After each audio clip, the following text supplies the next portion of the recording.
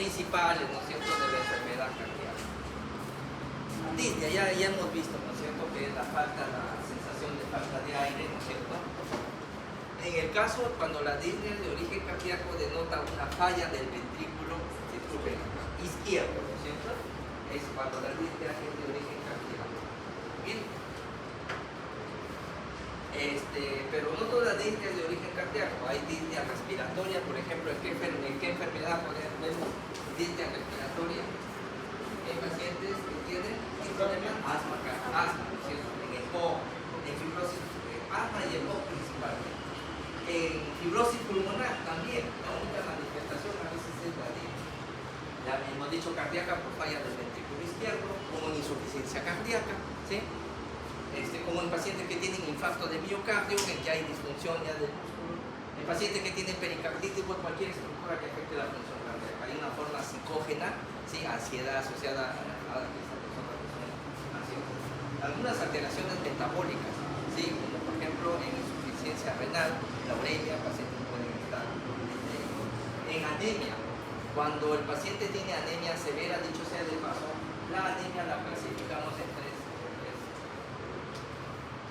La anemia, ¿no es cierto?, en función del hematocrito, puede ser leve. Cuando el hematocrito está entre 45% en hombres o 40% en mujeres, hasta 30%. Moderada, ¿sí?, cuando está de 30 hasta 20, y severa es menos de 20% de hematocrito. Aquí, cuando la anemia es severa, puede aparecer disnea. ¿Por qué? Porque la sangre es transportador del oxígeno, ¿sí?, a través de la hemoglobina, ¿sí? Entonces, como no hay mucha hemoglobina acá, entonces, ¿qué hace el corazón? Tiene que aumentar el gasto cardíaco, se contrae más para mandar más sangre, ¿no es cierto?, más volumen de sangre, pero a veces se vuelve insuficiente. Y el paciente con una anemia severa puede hacer disnea y falla cardíaca, porque simplemente el corazón no es suficiente para bombear la suficiente cantidad de sangre para satisfacer las necesidades metabólicas. Ya que estamos acá, todo paciente con disnea leve debe ir a estudio. No, nada más que observación. Lo observamos. Sobre todo si son en mujeres en edad fértil. En mujeres en edad reproductiva, normal, ¿no es cierto? ¿Cuánto tienen de hemoglobina? 10, 11, ¿sí? Y es normal porque todos los meses hay pérdida sanguínea. Entonces, en mujeres en edad fértil, nada, se observa, nada más, si está en 10, 11, uno funciona bien con 9, 10, 11 de hemoglobina. Pero si es hombre o mujer ya que entró a la menopausia, no tiene por qué tener anemia. Hombre o mujer menopáusica debe ir a estudios de la anemia, saber por qué está haciendo, no es normal. Si el paciente tiene una anemia media, moderada, hombres o mujeres, no interesa si está uno en edad fértil, debe ir a estudios de la anemia. Pero si el paciente tiene una anemia severa, ya no piense en nada, de frente, transfusión sanguínea. Un paciente no puede convivir con hematocrito menos de 20, que equivale a una hemoglobina más o menos de 7 gramos por decilitro. Ya está demostrado.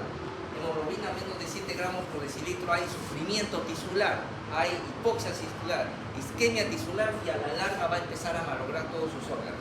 Entonces no se puede permitir que un paciente tenga menos de 7 de hemoglobina, ¿sí? Si no saben la causa, por eso, anemia severa, transfusión. Tratar de mantener siempre la hemoglobina por encima de 20% de hematocrito o por encima, que equivale a 7 gramos por decilitro. Y más, si es un paciente que tiene problema que es coronario, en pacientes con problemas coronarios, o sea, cardiópata, ¿no es cierto? Cardiópata por isquemia, el mínimo de hemoglobina permisible es 8 gramos por decilitro, ¿sí? Entonces, si ya ha tenido un infarto, si te está en riesgo de infarto, ¿sí?, con 7 te puede agravar el infarto. Entonces, esto hay que mantenerlo con hemoglobina por encima de 8. Esto hay que tenerlo. Esto es uno de los paradigmas que se ha roto. Cuando yo ingresé inclusive a la residencia, se pensaba, ¿sí?, que había pacientes con hemoglobina de 3, de 4, y se pensaba, no, como la anemia lo ha ido desarrollando crónicamente, el paciente se adaptaba. Y había pacientes que trabajaban, caminaban, todo con hemoglobina de 3, con hemoglobina de 4. Y cuando uno planteaba la posibilidad de transfundir, ¿qué decían los maestros? No, se ha adaptado, déjalo ahí, él está feliz en ese mundo, ¿sí? No lo alteres, mentira. Esos pacientes sobrevivían menos, ¿eh? Entonces, actualmente es un paradigma que se ha roto. No se puede permitir que un paciente tenga hemoglobina menos de 7. Va a empezar a dañar diferentes órganos y a la larga va a tener problemas. Y si es cardiópata, no menos de 8. Eso tenga algo que ser. Ya. Lesiones del sistema nervioso central y algunos factores ambientales como la altura. La Asociación Americana del Corazón, ¿no es cierto?, para la disnea cardíaca estableció estas 4 clases funcionales. Es facilísimo. La clase funcional 4 es cuando el paciente estando en reposo siente la necesidad de falta de aire, ¿sí?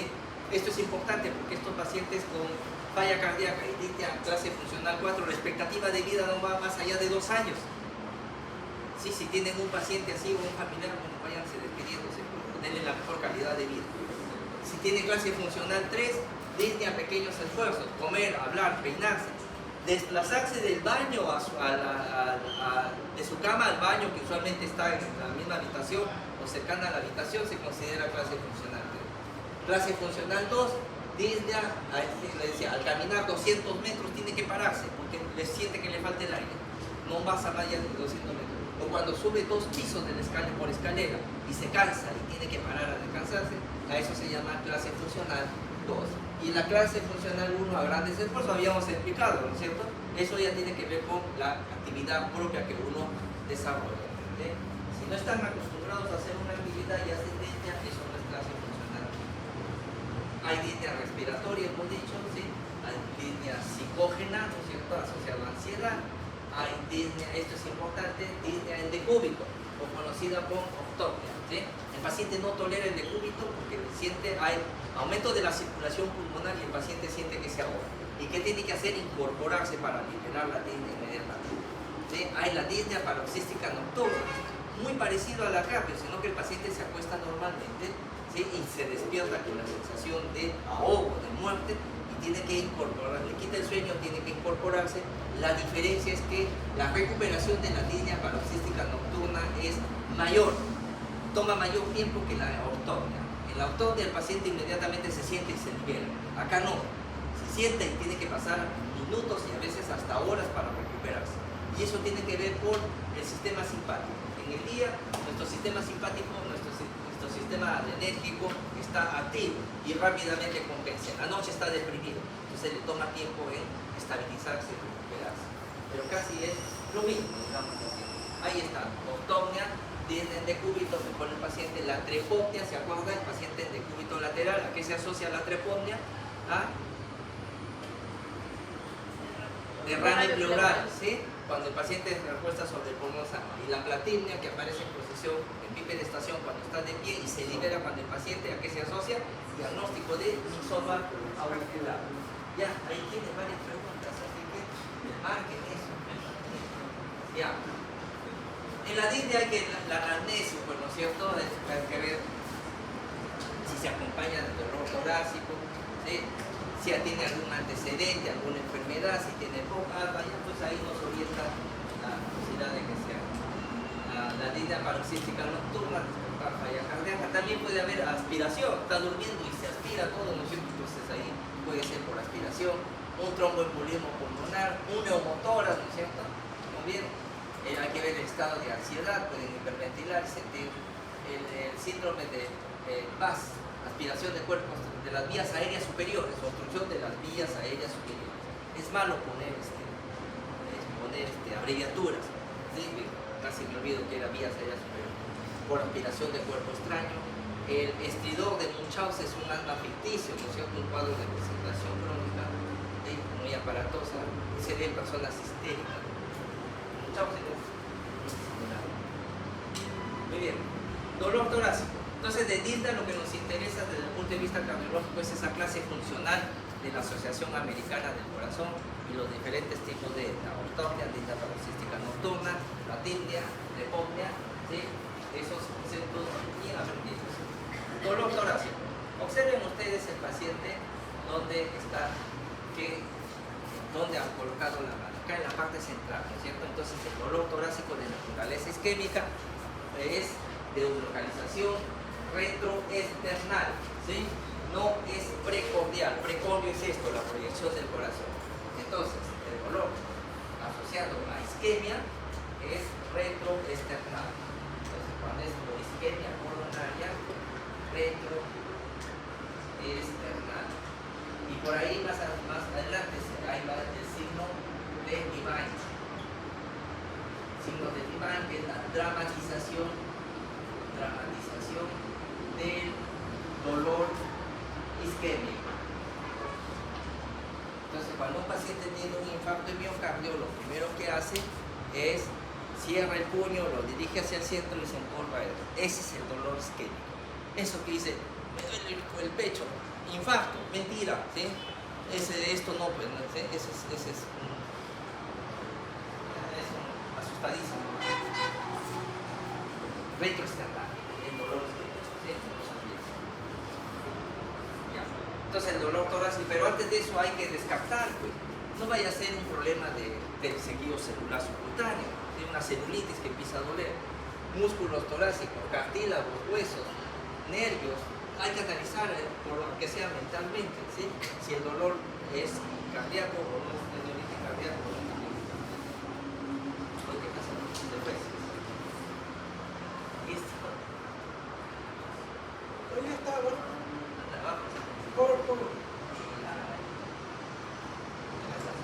Ya. Entonces, principales causas de dolor de origen cardíaco: ángulo estable, angina, ¿sí?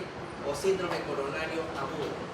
No isquémicas, miren, el pericardio, las valvulopatías, patologías aórticas, sobre todo cuando hay disección, cuando se rompe la arteria aórtica, puede dar dolor de origen isquémico.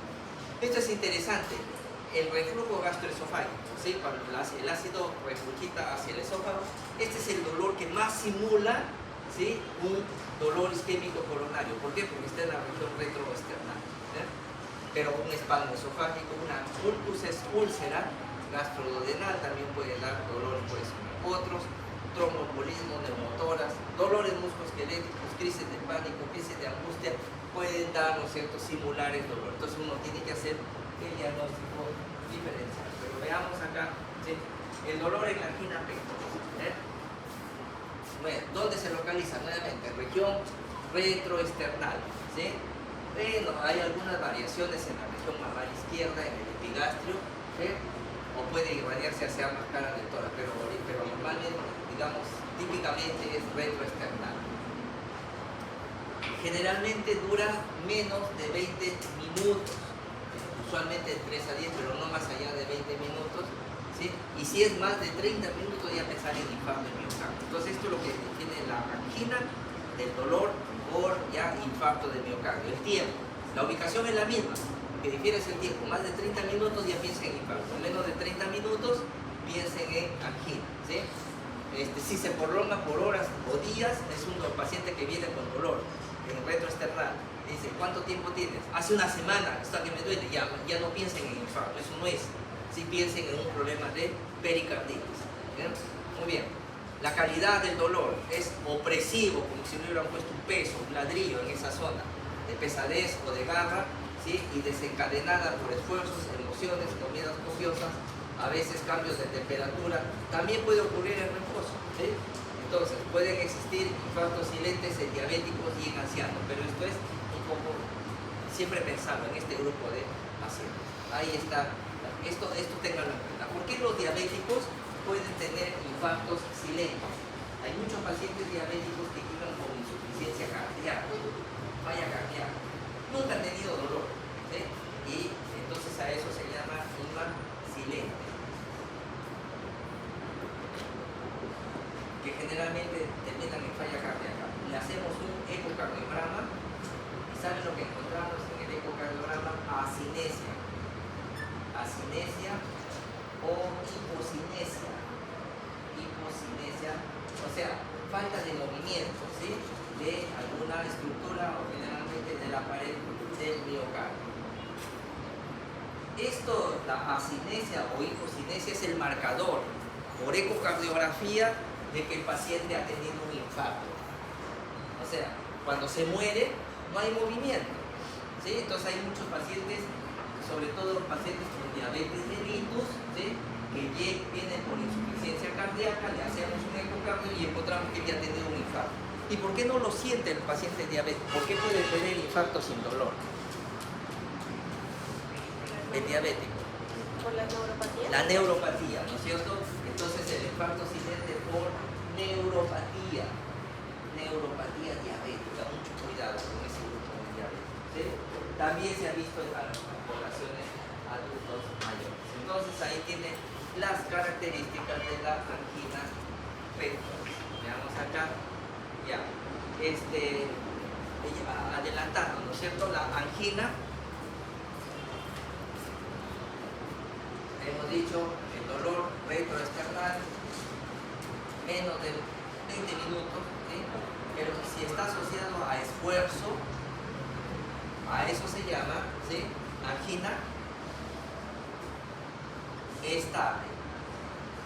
Si está asociado o si se presenta inclusive en reposo o mínimo esfuerzo, a eso se llama angina inestable. ¿Por qué se le llama angina inestable? ¿Sí? Porque estos pacientes con angina inestable, el 20% termina haciendo un infarto de miocardio. Está, como dicen, en la cuerda floja. 20% de pacientes con angina inestable terminan haciendo infarto de miocardio agudo. Por eso que a la angina inestable también se le conoce con el nombre de preinfarto. ¿Sí? Y a los pacientes que tienen angina inestable es mejor decirle que tengo, doctor, un preinfarto. El paciente lo entiende.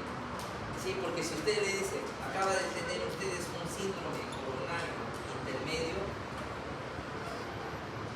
entre el infarto y lo normal, no lo va a entender. Gracias, dice, qué bonito suena, pero no le da la importancia. Dice, acá si has tenido un infarto, recién se asusta la persona. ¿Sí? Entonces mejora la angina inestable desde ahora, preinfarto. Casi le ha dado un infarto, casi se ha muerto, señor. Si sigue así, va a morirse, dígale de frente. ¿Sí? Si no le entiende la persona. Muy bien. En cambio, el dolor de la pericarditis aguda, ¿no es cierto?, es un dolor también es precordial, aumenta con la tos y la inspiración, es decir, con la respiración. Cuando hay pericarditis duele más y se alivia en la posición genopetural. Adoptar esta posición conocida como la posición mahometana o de plegaria mahometana, porque los mahometanos para orar se inclinan, ¿no es cierto?, de esta manera. Pues entonces puede haber fiebre del 30%. Entonces la diferencia entre el dolor de pericarditis del dolor de isquemia es el tiempo. Horas, ¿no es cierto?, hasta días. Y el otro es la exacerbación. Se exacerba con la respiración y agregan acá los movimientos rotativos del tórax. Cuando hace rotación da más dolor y se alivia al adoptar la postura de la plegaria mahometana, ¿sí?, o genopectoral. Esa es la diferencia entonces entre la pericarditis. El dolor de origen aórtico, ¿no es cierto?, generalmente se ve cuando hay un aneurisma aórtico, ¿sí?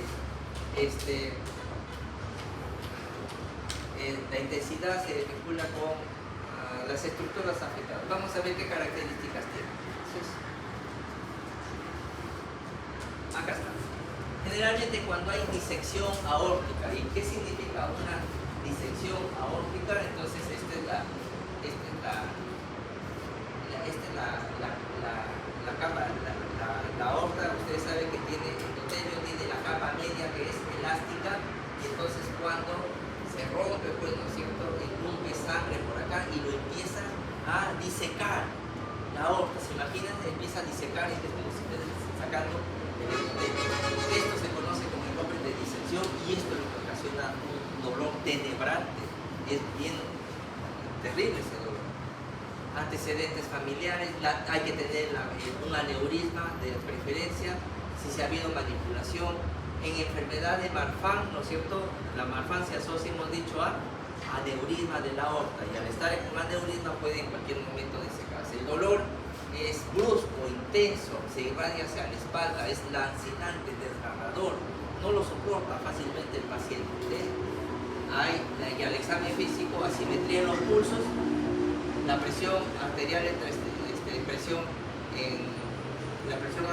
extremidades es diferente, puede haber signos neurológicos, puede hacer hipertensión puede entrar en shock y generalmente hay un soplo aórtico. Entonces esta es una escala, ¿sí? Cada uno tiene un punto, si tiene 2 o 3 es de riesgo elevado.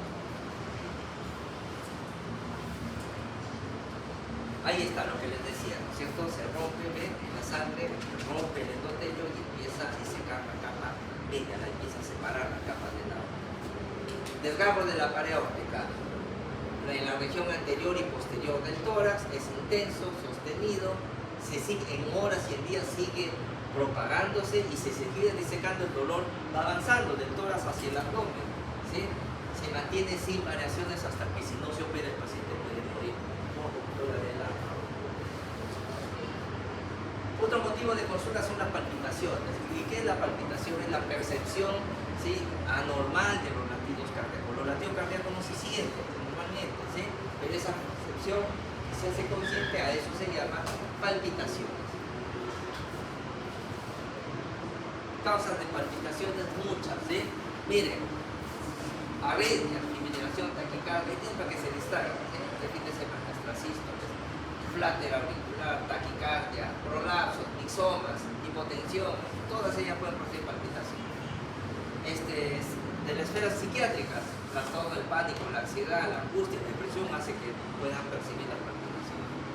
Otras, hipertiroidismo, tirotoxicosis, feoconocitoma, anemia, el gasto cardíaco aumenta, se hace más fuerte, hipoglicemia, mastocitosis, embarazo, Payet, estrés y una serie de fármacos, cocaína, nicotina, cafeína, betadinérgicos, todos ellos pueden producir palpitaciones. Una vez accidentalmente se me disparó la adrenalina, utilizan para los pacientes que están en shock.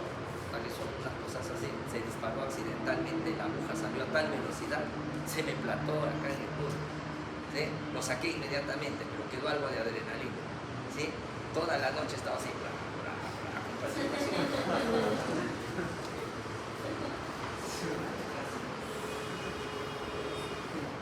ahí está la arritmia, taquicardia sinusal, ¿sí? ¿Qué cosa es una taquicardia sinusal? ¿Cuál es la frecuencia cardíaca normal? 128. De 60 a 100, ¿no es cierto?